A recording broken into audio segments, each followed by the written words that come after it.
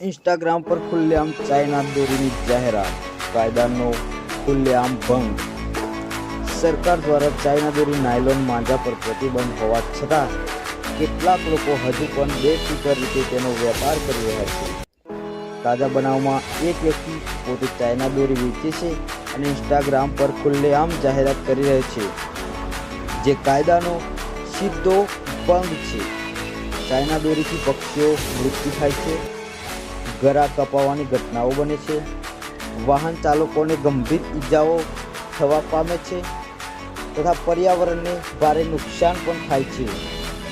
પણ અહીં વાત કંઈક અલગ છે। સોશિયલ મીડિયા મારફતે આવા ગેરકાયદેસર વેપારને પ્રોત્સાહન આપવામાં આવી રહ્યું છે।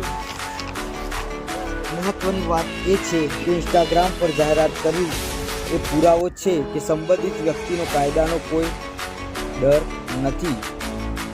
આ વ્યક્તિને બિલકુલ ડર નથી એમ ખુલ્લેઆમ જાહેરાત કરી રહ્યો છે। પ્રશ્ન એ ઊભો થાય છે કે પોલીસ તંત્ર અને વહીવટ તંત્ર ક્યાં છે? આવા ઇન્સ્ટાગ્રામ એકાઉન્ટ સામે કાર્યવાહી કેમ નથી થતી?